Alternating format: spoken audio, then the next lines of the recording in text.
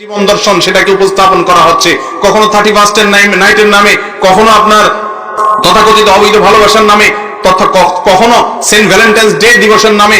এক এক সময় এক এক অকেশনে এক এক ভাবে যুবকদের আবেগকে পুঁজি করে বাণিজ্যিক সাম্রাজ্যবাদীরা তারা বিভিন্ন বিজনেসে এবং ব্যবসার পসরা সাজায়।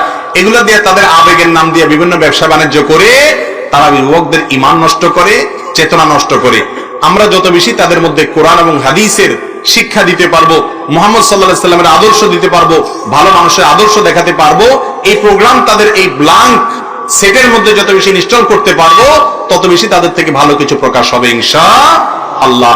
যুব সমাজকে বাঁচাবার জন্য কোরআন হাদিসের ছায়াতলে আনার কোনো বিকল্প পথ খোলা নেই। আল্লাহ তাআলা আমাদেরকে সেই কাজটি করার তৌফিক দান করুন।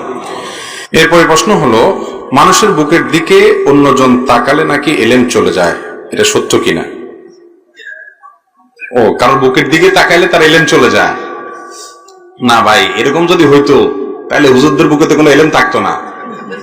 এই মঞ্চে, মিডিয়াতে, টেলিভিশনে যত মানুষের সামনে ওয়াজ করে, বুকের জায়গাটাকে পর্দা দিয়ে রাখে? এরকম কোনো কথা নাই ভাই যে বুকের দিকে তাকাইলে এলেম কালাম চলে যায়। তবে হ্যাঁ, বদনজর লাগে সেটা ভিন্ন বিষয়, কিন্তু বুকের দিকে তাকাইলে, চোখের দিকে তাকাইলে, মুখের দিকে তাকাইলে এটা হয়ে যায় সেটা হয়ে যায়, এগুলো আমাদের নিজেদের বানানো কথা। কোরআন হাদিসে এরকম কোনো কথা বলা হয় নাই।